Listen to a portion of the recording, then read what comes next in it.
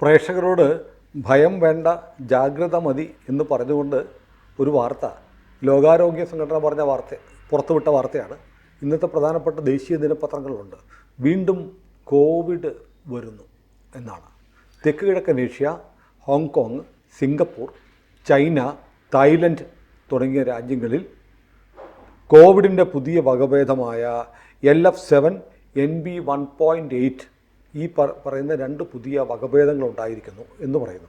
ഇപ്പോൾ നമ്മുടെ IMAയുടെ മുൻ പ്രസിഡൻ്റായ ഡോക്ടർ രാജീവ് ജയദേവൻ ഇത് കൺഫേം ചെയ്തിട്ടുണ്ട്. ശരിയാണ്, കോവിഡ് വീണ്ടും വരാനുള്ള സാധ്യതയുണ്ട്. കാരണം ഇതൊരു സൈക്ലിംഗ് ആണ്, ചാക്രികമാണ്. ഒരു തവണ വന്നു കഴിഞ്ഞാൽ പിന്നെ കുറേ കാലം അത് കറങ്ങി തിരിഞ്ഞ് വീണ്ടും വരും. അതോടൊപ്പം തന്നെ ആളുകളുടെ ഈ മുമ്പ് വന്നവർക്ക് ആൻറ്റിബോഡീസ് ഉണ്ടായിട്ടുണ്ട്, അതുപോലെ വാക്സിൻ എടുത്തവർക്കും ആൻറ്റിബോഡീസ് ഉണ്ട്. പക്ഷേ കുറേ കാലം കഴിയുമ്പോൾ ഈ ആൻറ്റിബോഡികൾ എന്ന രോഗാണുവിനെ പ്രതിരോധിക്കുന്ന ഘടകമാണ് ആൻറ്റിബോഡി. അതിൻ്റെ ശക്തി കുറയും. അതുകൊണ്ട് കോവിഡ് വീണ്ടും വരുന്നു എന്ന് പറയുന്നു. അതിൻ്റെ ചില കണക്കുകളുണ്ട്. അതായത് പഴയ ഈ സിംഗപ്പൂരിലും ഹോങ്കോങ്ങിലും കണ്ടത് ഒമിക്രോണിൻ്റെ സബ് വേരിയൻസ് ആണ് ഈ പറഞ്ഞ LF7NB1.8. സിംഗപ്പൂരിലെ കണക്ക് അതായത് 28%. അതായത് കഴിഞ്ഞ ഏപ്രിൽ മാസത്തെ അപേക്ഷിച്ച് മെയ്യിൽ 28% കോവിഡ് രോഗികളുടെ എണ്ണം കൂടിയിട്ടുണ്ട്. കഴിഞ്ഞ ആഴ്ച, അതായത് കഴിഞ്ഞ സൺഡേ വരെയുള്ള കണക്ക് 11,100 പേർക്ക് കോവിഡ് ബാധിച്ചു. ഹോങ്കോങ്ങിൽ 6.21% കഴിഞ്ഞ ആഴ്ച ഉണ്ടായിരുന്നത്. കഴിഞ്ഞതിൻ്റെ മുമ്പത്തെ ആഴ്ച, കഴിഞ്ഞ ആഴ്ച അത് 13.66 ആയി. അതായത് കഴിഞ്ഞ വാരം 1,042 പേർക്ക് കോവിഡ് ബാധിച്ചു. മറ്റേ സിംഗപ്പൂരിൽ 14,200 പേർക്ക് 14,200 പേർക്ക് മൊത്തം ഒരാഴ്ചത്തെ കണക്കാണ് ഞാൻ പറഞ്ഞത്. ഇന്ത്യയിൽ നേരിയ വർധനമുണ്ട്. പക്ഷേ എന്നാലും 300 പേർക്ക് പോലും ഇല്ല. കഷ്ടിച്ച് 300 പേർക്കേ ഉള്ളൂ. നമ്മുടെ രാജ്യത്തെ ജനസംഖ്യയായിട്ട് താരതമ്യപ്പെടുത്തി നോക്കുമ്പോൾ ഈ 257ആണ്. 148 കോടിയിൽ 257 പേർക്ക് കോവിഡ് എന്ന് പറഞ്ഞാൽ വലിയ സംഖ്യയൊന്നുമല്ല. പക്ഷേ കേരളം, കർണാടക, ഗുജറാത്ത്, ഡൽഹി തുടങ്ങിയ സംസ്ഥാനങ്ങളിൽ കോവിഡ് കൂടുന്നു എന്നാണ്. കേരളം, മഹാരാഷ്ട്ര, തമിഴ്നാട്, കർണാടക, ഗുജറാത്ത്, ഡൽഹി ഈ കോവിഡിൻ്റെ നിരക്ക് കൂടുന്നു എന്ന് ഒരു കണക്കുണ്ട്. അപ്പോൾ ഈ കണക്ക് ഇത് കണ്ടിട്ട് ആശങ്കപ്പെടുകയൊന്നും വേണ്ട. കേരളത്തിൽ ഒരാൾ മരിച്ചു. ഇപ്പോൾ മറ്റു പലയിടത്തും, അതായത് ഹോങ്കോങ്ങിൽ 33 പേരാണ് മരിച്ചത്. അപ്പോൾ നമ്മുടെ ഈ കണക്ക് സത്യം പറഞ്ഞാൽ ഇത് ഞാനൊരു കാര്യം പേടിപ്പിക്കുന്നൊരു കണക്ക് പറയാം.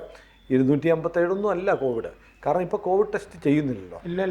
അപ്പോൾ മറ്റേതെങ്കിലും രോഗവുമായി ബന്ധപ്പെട്ട് ടെസ്റ്റ് ചെയ്യുമ്പോൾ കോവിഡ് കണ്ടുപിടിക്കുകയാണ്. അപ്പോൾ കോവിഡ് ഉള്ള ആളുകൾ നമ്മുടെ ഇടയിൽ വ്യാപകമായിട്ടുണ്ടാവാം. കോവിഡ് പോയിട്ടില്ല, കോവിഡ് ഇവിടെ തന്നെ ഉണ്ട്. അതായിരുന്നു ഒരവസ്ഥ.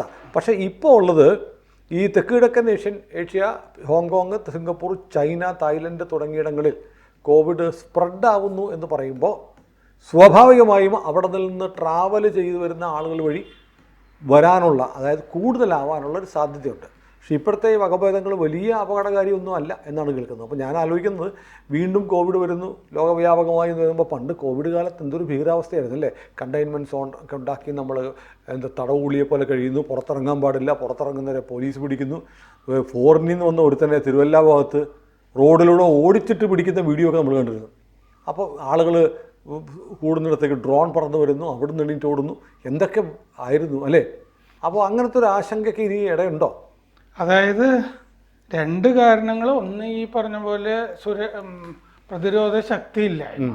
അതുകൊണ്ട് മുമ്പ് വാക്സിൻ എടുത്തവർക്കും ഇത് വരാം. സാറ് ഏത് വാക്സിൻ എടുത്തത്? കോവാക്സിൻ. അത് സൗജന്യം എടുത്താണല്ലേ? അതെ. അത് നമ്മൾ മറ്റേ രജിസ്റ്റർ ചെയ്തിട്ട് അതിൻ്റെ ഡേറ്റ് സമയമൊക്കെ തരുമല്ലോ. അപ്പം ഞാൻ താമസിക്കുന്നത് മരട്. ഞാനും ഭാര്യയും കൂടി ഒരു കാറ്, അന്ന് കാറൊക്കെ കിട്ടാനൊക്കെ പ്രയാസമാണ്. കാറൊക്കെ ഒന്നും ഓടുന്നില്ലല്ലോ. വീടിൻ്റെ അടുത്തുള്ള ഒരാൾ ടാക്സി ഡ്രൈവർ വന്നു. പെരുമ്പാവൂരിൽ നിന്ന് യാത്ര ചെയ്ത് കുറേ ദൂരെ പോകുന്നൊരു വിദൂര കുഗ്രാമത്തിലായിരുന്നു. അങ്ങനെ പറ്റിയത്? അടുത്ത സെന്റർ കിട്ടിയില്ല അല്ലേ? അത് എന്താന്ന് വെച്ച് കഴിഞ്ഞാൽ, അന്ന് നമ്മൾ ഉടനെ ഇത് അവൈലബിൾ ആയിട്ടുള്ളത് എന്ന് പറഞ്ഞിട്ട് വരുമല്ലോ. അത് നമുക്ക് ക്ഷമയൊന്നും ഇല്ലാത്തതുകൊണ്ട് ആദ്യം കിട്ടുന്നിടത്ത് ക്ലിക്ക് ചെയ്ത് പോവാണ്.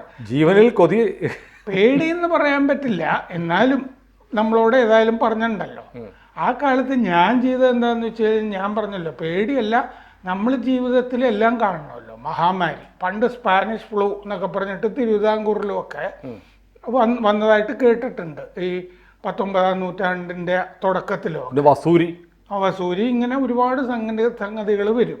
ആ കാലത്ത് ഒരുപാട് കഥകളും ഒക്കെ ഉണ്ടായിരുന്നു, അന്ധവിശ്വാസം. കഥ പറയുമ്പോഴും ഓർക്കുന്നത് ഈ വൈക്കമാണല്ലോ എൻ്റെ സ്ഥലം. അപ്പോൾ വേമ്പനാട്ട് കായലിൽ ചില തുരുത്തുകളുണ്ട്. ഈ തുരുത്തുകളിൽ വന്ന് വസൂരി ബാധിക്കുന്ന ആളുകളെ ഈ പായിൽ പൊതിഞ്ഞ് കെട്ടി രക്ഷപ്പെടില്ലല്ലോ. എന്നിട്ട് നിന്നെ ഒരാളെ നോക്കാൻ ഏൽപ്പിക്കും. അതെല്ലാം കഴിഞ്ഞിട്ട് മരിച്ചു എന്നായി കഴിയുമ്പോഴത്തേക്ക് പരമ്പായിൽ പൊതിഞ്ഞ് കെട്ടി ഈ കായലിൽ ഉള്ള ഈ തുരുത്തിൽ കൊണ്ട് ഉപേക്ഷിക്കുകയോ കുഴിച്ചിടുകയോ ചെയ്യുമെന്ന് കേട്ടിട്ടുണ്ട്. തൃപ്പൂണിത്തുറയിൽ നിന്ന് നിങ്ങൾ വൈക്കത്തേക്ക് പോവുമല്ലോ, വൈക്കം റോഡ്. ആ റോഡ് ഒരു പകുതി എന്ന് കഴിയുമ്പോൾ ആ കിണറിനൊക്കെ മുമ്പ്, ഉദയംപേരൂരിനൊക്കെ മുമ്പ് ഇടതുവശത്ത് ഞാൻ കുട്ടിക്കാലത്തൊക്കെ ആരും കയറാത്തൊരു വിജനമായ ഒരു കെട്ടിടം കാണാമായിരുന്നു. അതെന്താണെന്ന് അന്വേഷിക്കുമ്പോൾ അതിൻ്റെ പേര് വസൂരി കോവിലകം എന്നായിരുന്നു. വസൂരി കോവിലകം.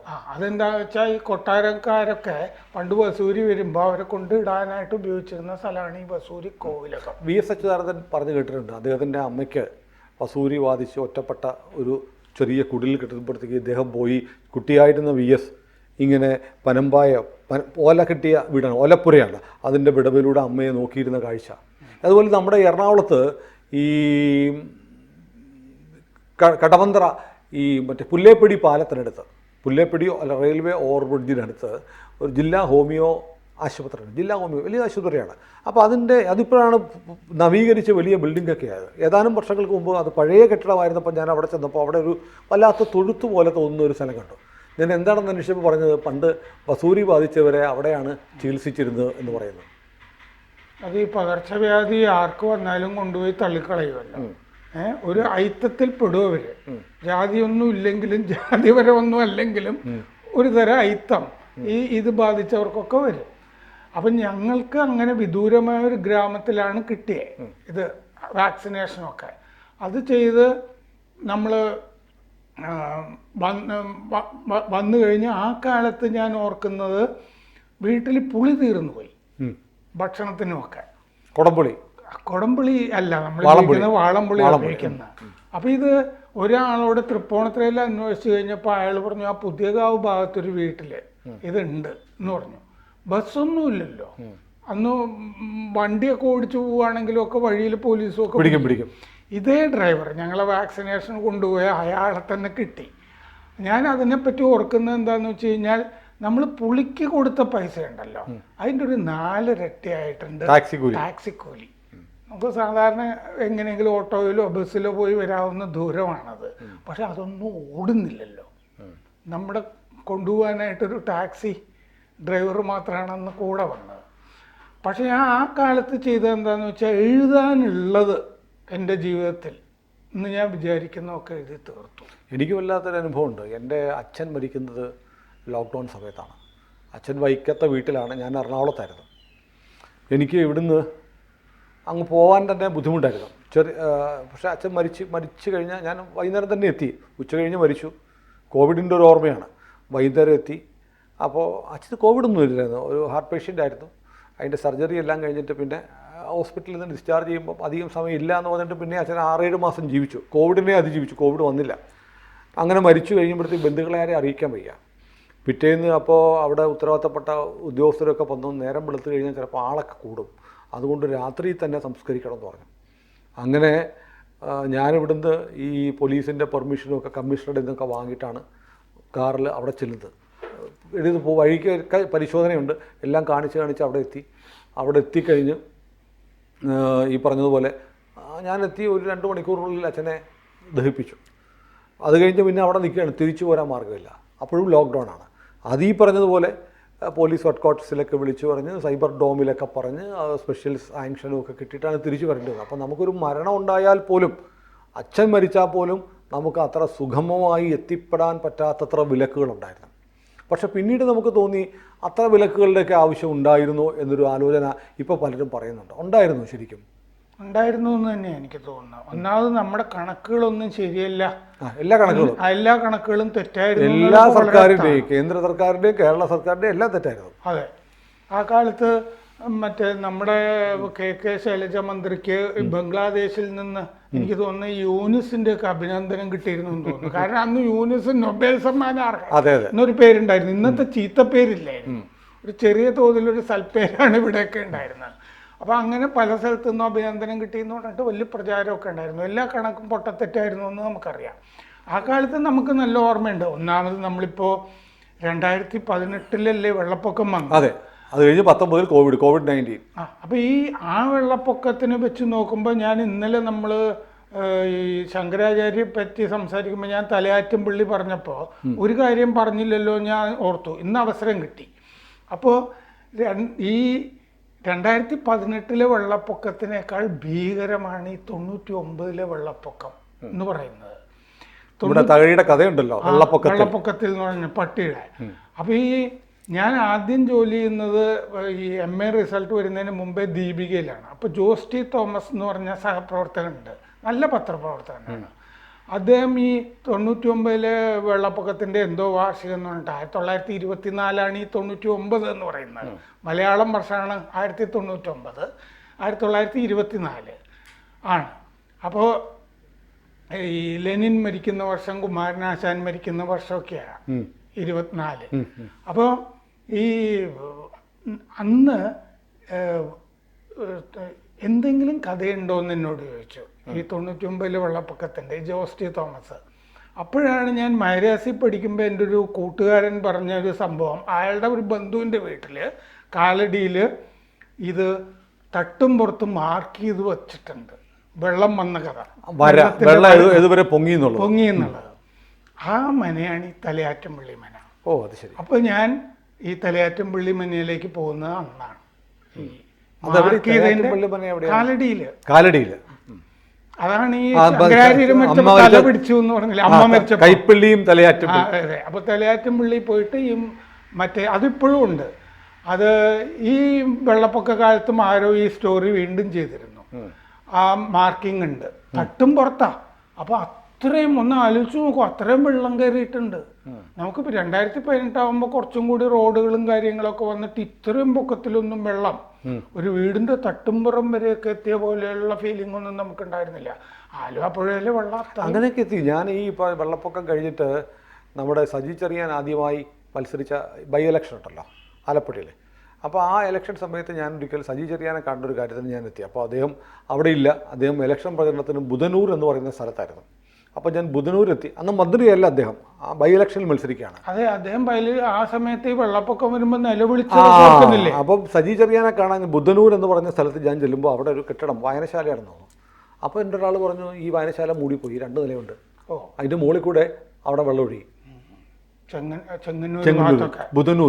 ചെങ്ങന്നൂർ ഭാഗത്തൊക്കെ അന്ന് ഈ നിലവിളിക്കുമ്പോഴും നന്നായിട്ട് വെള്ളം കയറിയിരുന്നു. ആ സമയത്ത് അവിടെ കയറിയിരുന്നു. അപ്പോൾ ഏതായാലും നമ്മൾ ഈ കോവിഡിൻ്റെ കാര്യം പറഞ്ഞപ്പോൾ നമ്മൾ കോവിഡൊന്ന് ആളുകൾക്ക് നമ്മളൊരു ഹാർട്ട് ന്യൂസ് അങ്ങോട്ട് പറഞ്ഞിട്ടൊരു ആശങ്ക ഉണ്ടാക്കാൻ വേണ്ടി പറഞ്ഞതല്ല, അതാണ് ഒന്ന് ലഘൂകരിക്കാൻ വേണ്ടി നമ്മൾ ചില ഓർമ്മകളൊക്കെ പറഞ്ഞത്. പക്ഷേ ഈ പറഞ്ഞപ്പോൾ 2019 2018 വെള്ളപ്പൊക്കം നമ്മുടെ മനോഹരമായൊരു സിനിമയായിട്ട് വന്നു. എൻ്റെ ഒരു സുഹൃത്തായിട്ടുള്ള വേണു കുന്നപ്പള്ളിയാണ് ആ സിനിമ കാവ്യ ഫിലിംസിന് വേണ്ടി നിർമ്മിച്ചത്. പക്ഷേ എനിക്ക് തോന്നുന്നത് ഈ കാക്കനാടൻ്റെ വസൂരി എന്നുള്ള നോവലുണ്ട്, വല്ലാതെ ഉൾക്കിടിലത്തോടെ നമുക്ക് വായിക്കാൻ പറ്റും. ഞാൻ ചെറുതിലെ വായിച്ച് പേടിച്ചിട്ടുണ്ട് വസൂരി വായിച്ചിട്ട്. കാരണം ഭയമല്ല, ഭീകര നോവലല്ല, ഒരു സമൂഹത്തിൽ വസൂരി വന്നിട്ട് അവരുടെ ഭയകാമനകൾ മുഴുവൻ വരച്ചു വെച്ചിരിക്കുന്ന ഒരു അസാധ്യമായ നോവലാണ് വസൂരി. അത് വായിച്ചപ്പോൾ എനിക്ക് വല്ലാത്ത ഭയം വന്നിട്ടുണ്ട്. അതുപോലെ ഇപ്പോൾ വെള്ളപ്പൊക്കം സിനിമയാക്കി 2018 മലയാളി മുഴുവൻ കണ്ടു, അനുഭവിച്ച കഥയാണ്. ഓരോ മലയാളിയും പങ്കെടുത്ത ഒരു ഈവൻ്റ് ആയിരുന്നു വെള്ളപ്പൊക്കം. അതുപോലെയാണ് എല്ലാ മലയാളിയും ഇരകളാവുകയും അനുഭവിക്കുകയും ചെയ്ത ഒന്നാണ് കോവിഡ്-19 കാലത്തെ മലയാളി ജീവിതം ഒരു സിനിമയാക്കാവുന്നതാണ് വേണമെങ്കിൽ. അതൊക്കെ ആ സമയത്ത് എനിക്ക് തോന്നുന്നു ഫഹദ് ഫാസിലിന്റെ എന്തോ ഒരു ചില സിനിമകളിൽ പരാമർശങ്ങൾ ഉണ്ടായിട്ടുണ്ട്.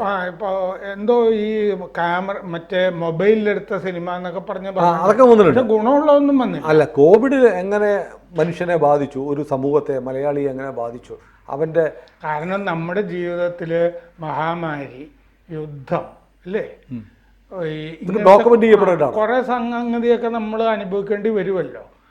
അടിയന്തരാവസ്ഥയും നമ്മൾ അനുഭവിച്ചു. നമ്മുടെ തലമുറ നമ്മൾ കാര്യമായിട്ട് നമ്മുടെ തലമുറ ഇവിടെയൊക്കെ അനുഭവിക്കാത്ത യുദ്ധമാണ്. മലയാളി യുദ്ധം അനുഭവിച്ചിട്ടേ ഇല്ല എന്ന് പറയുന്നത് പൊട്ടത്തെറ്റാണ്. ഇവിടെ ടിപ്പുവിൻ്റെ പടയോട്ടോ ഹൈദരാലിയുടെ പടയോട്ടോ ഇങ്ങനത്തെ പല പരിപാടികളും കെടുതികളും ഒക്കെ ഇവിടെ ധാരാളം ആ കാലത്ത് ഉണ്ടായിട്ടുണ്ട്. ഡച്ചുകാർ പോർച്ചുഗീസുകാരും ഒക്കെ വന്നിട്ട് പലതും വെടിവെച്ചിടുകയും നമ്മുടെ ഈ കൊച്ചി തുറമുഖത്ത് തന്നെ വെടിവെപ്പൊക്കെ ഉണ്ടായിട്ടുണ്ട്. അവിടെ കൊച്ചി പുറകടലിൽ മുങ്ങിക്കിടക്കുന്ന കപ്പലുകളുണ്ട്. അതെ, അവിടെ ഈ തുറമുഖം തന്നെ വെടിവെച്ച് തകർത്തതൊക്കെ സംഭവങ്ങളൊക്കെ ഉണ്ട്. അവിടെ ചെമ്പിലരയൻ, മറ്റേ പാലിയത്തച്ഛൻ ഇവരെല്ലാവരും കൂടി മെക്കാളയോ മറ്റോ ഇവിടെ ബോൾഗാട്ടി ആക്രമണമൊക്കെ നടത്തുകയൊക്കെ ചെയ്തിട്ടുണ്ട്. ആ തിരുവിതാംകൂറിൽ ധാരാളം ഉണ്ടല്ലോ. ഡച്ചുകാരുടെ കുളച്ചൽ യുദ്ധത്തിൽ തോൽപ്പിച്ചിട്ടല്ലേ ഡിലനോയിയെ ഇങ്ങോട്ട് എടുക്കും. അതെ, ഡിലനോയിയെ നമ്മൾ അതെ അതെ, അയാൾക്ക് പിന്നെ സേനാധിപനെ തിരുവിതാംകൂർ ഏറ്റെടുത്തു. അയാളൊക്കെയാണ് പിന്നെ നെടുങ്കോട്ട ടിപ്പുവിനൊക്കെ എതിരെ അതെ അതെ അങ്ങനെയൊക്കെ ചെയ്യുന്നത്. യുദ്ധമൊക്കെ നമ്മുടെ വേറെ തലമുറകളിൽ ഉണ്ടായിട്ടുണ്ട്. ഏതായാലും കോവിഡിന്റെ ഒരു പുതിയ തരംഗം വരാനുള്ള സാധ്യതയുണ്ട്. പക്ഷെ ഭയപ്പെടേണ്ട എന്നെല്ലാവരും പറയുന്നു. അതായത് ഈ പറഞ്ഞ ഹോങ്കോങ്, സിംഗപ്പൂർ, ചൈന, തായ്ലൻഡ് ആ സ്ഥലത്തൊക്കെ കാര്യമായിട്ട് കുതിച്ചുകയറ്റം ഉണ്ട്. കാരണം 14,000 പേരുണ്ടെന്നൊക്കെ പറഞ്ഞാലേ അങ്ങനെ. പക്ഷെ സ്വാഭാവികമായും അവിടെ പോയിട്ട് വരുന്ന മലയാളിയൊക്കെ ഉണ്ടാവും.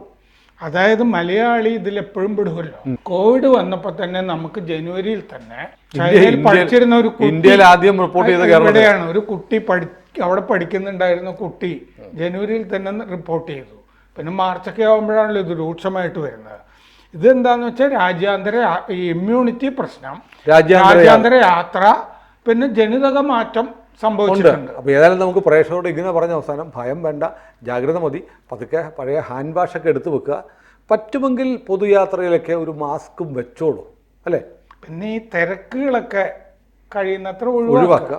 മാസ്ക് വെക്കുന്നത് എപ്പോഴും നല്ലതാണ്. മാസ്ക് എപ്പോഴും വെക്കാവുന്ന, എപ്പോഴും വെക്കാം. കാരണം ജപ്പാൻകാർ എപ്പോഴും വെക്കുന്നുണ്ടല്ലോ മാസ്ക്. കാരണം അവർ വലിയ ദുരന്തങ്ങളിൽ കൂടി കടന്നുപോയി. അത് മാത്രമല്ല സാർ, ആണവ ദുരന്തം. ഇപ്പം നമ്മൾ മാസ്ക് വെച്ചിട്ടില്ല. എന്നാലും കോവിഡ് കഴിഞ്ഞിട്ടും പിന്നെ 1 വർഷത്തോളം മാസ്ക് ഉപയോഗിച്ച ആളാണ് ഞാൻ. എനിക്കത് വളരെ കംഫർട്ടബിളാണ്. കാരണം എനിക്ക് വളരെ ഒരു ആരോഗ്യകരമായിട്ട് ഫീൽ ചെയ്തു. പൊടി അലർജി ഒന്നും ഉണ്ടായിരുന്നില്ല. പിന്നെയുള്ള ഒരു ഗുണമെന്ന് പറയുന്നത് ജലദോഷമൊന്നും വന്നിട്ടില്ല.